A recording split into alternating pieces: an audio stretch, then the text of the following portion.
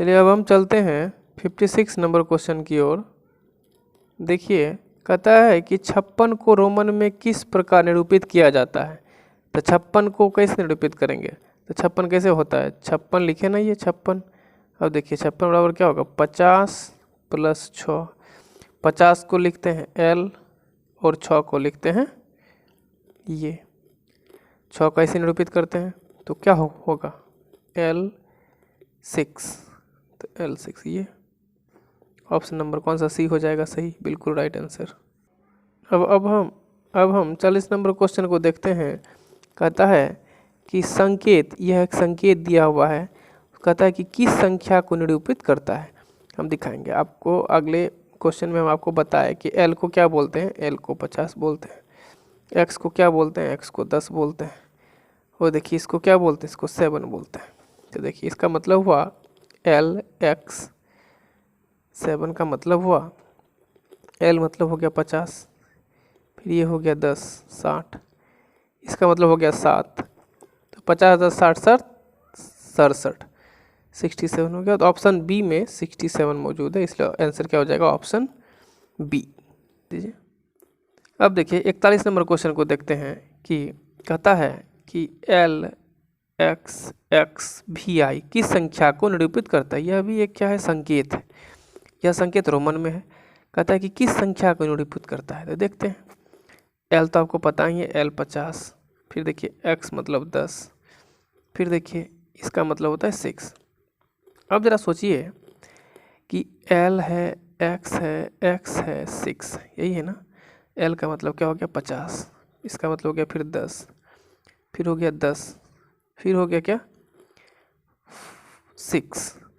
अब देखिए 50 10 60 10 70 6 76, इसका क्या मतलब हो गया 76। इसका आंसर क्या हो जाएगा 76, ऑप्शन नंबर ए बिल्कुल सही है। देखिए अगला क्वेश्चन है 42 में क्या कहता है कि 99 को रोमन लिपि में किस प्रकार लिखा जाता है। अब देखिए 99 को रोमन लिपि में कैसे लिखेंगे, तो देखिए 99 का मतलब क्या हो गया। पहले हम देखिए 99 100 को जो है ना, हम 100 को लिखते हैं C, क्या लिखते हैं C। जैसे हमको 90 लिखना हो, कुछ समझिए ज़रा सा बात। अगर हमको 90 लिखना होगा तो हम क्या करेंगे, 100 में 10 को घटा देंगे। तो C है, C को क्या लिखें 100, X को लिखते हैं क्या 10।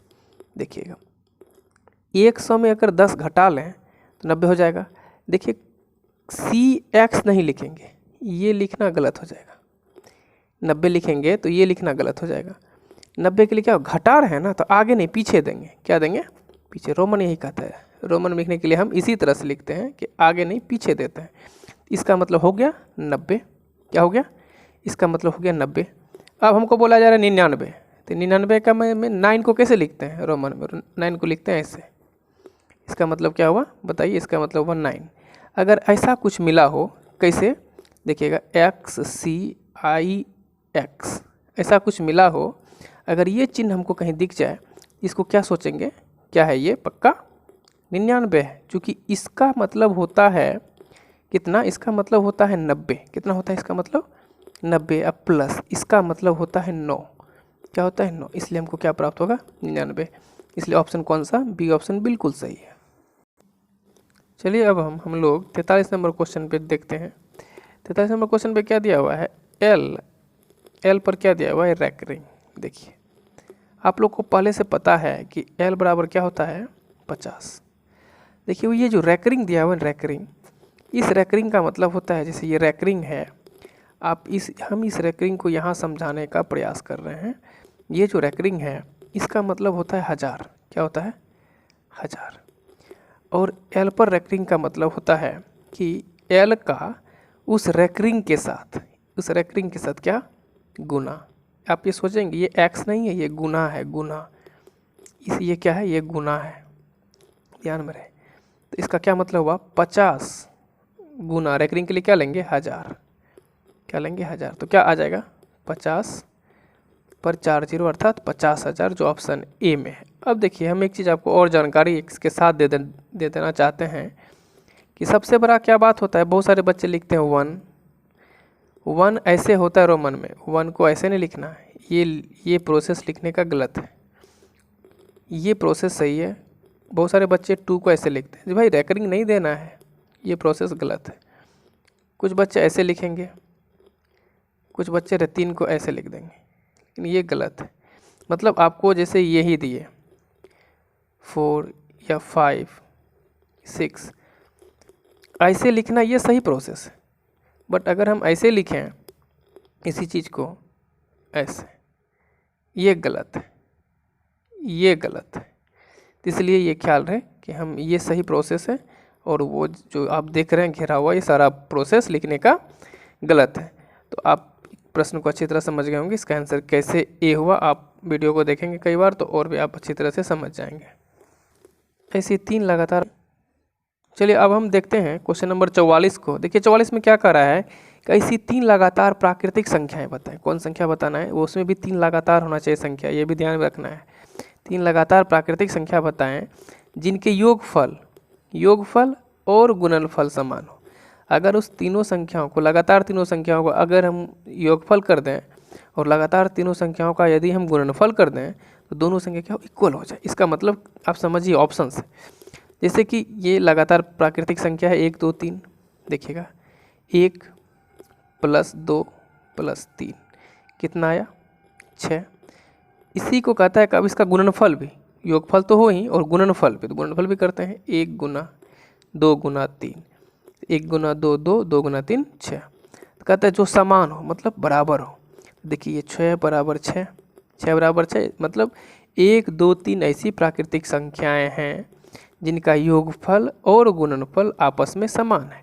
तो ऑप्शन ए तो सही हो गया, लेकिन फिर भी आपके और समझने के लिए हम बी ऑप्शन को भी थोड़ा हल करते हैं, देखते हैं क्या होता है।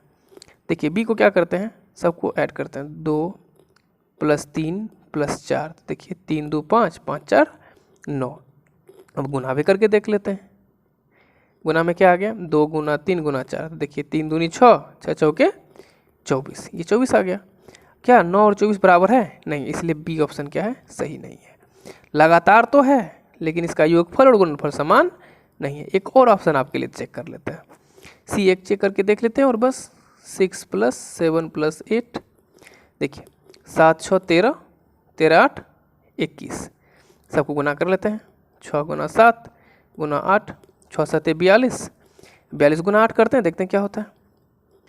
8 दूनी 16, 8 चौक 32, 1 33। क्या 21 और 33 बराबर है, क्या 21 और 33 बराबर है, नहीं। इसलिए ये भी क्या है, ये भी लगातार प्राकृतिक संख्या है, लेकिन इनका योगफल और गुणनफल आपस में समान नहीं है। इसलिए ऑप्शन क्या होगा, ए। अब तो चौथे की करने की आवश्यकता ही नहीं, क्योंकि आप समझ ही गए दो ये ऑप्शन में सारा का सारा। बहुत अच्छा, चलिए हम 45 नंबर क्वेश्चन को देखते हैं। देखिए 45 नंबर क्वेश्चन में क्या कहता है कि 3 अंकों की कुल कितनी संख्या है, 3 अंकों की कुल कितनी संख्या है। अब देखिए हम पहले 1 से लेकर 99 तक को सोचते हैं। 1 से लेकर 99 तक में 1 से देखिएगा 1 2 3 4 5 6 7 8 9, ये जो संख्या है 1 2 3 4 5 6 7 8 9, यहाँ तक की संख्याएं हैं। कितनी संख्या बताइए, 1 अंक की संख्या है ये। लेकिन 10 से कितनी संख्या हो जाए तो 2 अंक की संख्या, 10 11 से 12, देखिए 2 अंक की संख्या, ऐसे ऐसे करके कहाँ तक 99 तक जो संख्या हो जाती है वो 2 अंक की संख्या हो जाती है। अगर आपसे पहले ये पूछे कोई कि 2 अंक की संख्या कितनी है, 1 अंक की संख्या तो आप जल्दी बता देंगे 9 है, लेकिन 2 अंक की संख्या पूछे कितनी है। अगर हम 99 में 9 को घटा देंगे, 99 में सोचिए कि 99 में 9 घटा देंगे तो बाकी रेस्ट 1 से लेकर 99 तक में की संख्या है, अगर 9 तक की संख्या नहीं रहे तो रेस्ट जो संख्या बच जाएगा वो 2 अंक की संख्या होगी। इसका मतलब है कि 99 में अगर हम 9 को माइनस कर लेते हैं तो कितना बचता है 90। 90 संख्या ऐसी है जो 2 अंकीय है, 90 संख्या ऐसी है जो 2 अंकीय है, जो 2 अंकीय है। बात पे ध्यान देंगे, 2 अंकीय है, ये बात आ गया क्लियर समझ में। सेम उसी तरह अगर हम सोचें कि 3 अंकों की कुल संख्याएं होती हैं कितनी।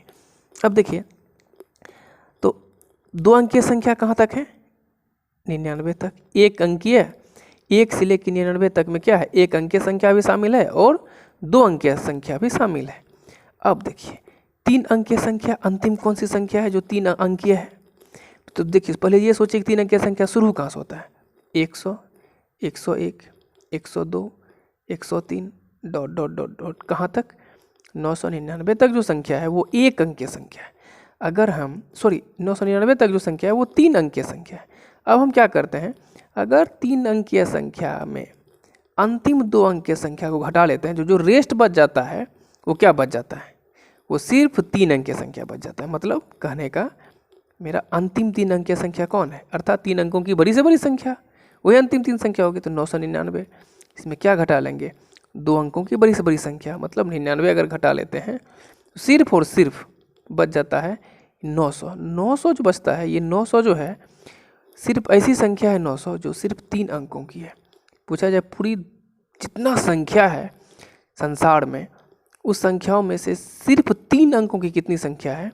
जिसमें 3 अंक हो, समझ जैसे कि 1 0 0 फिर 1 0 1 1 0 ऐसे करके, जैसे 9 9 में ही देख लीजिए 1 2 3 है।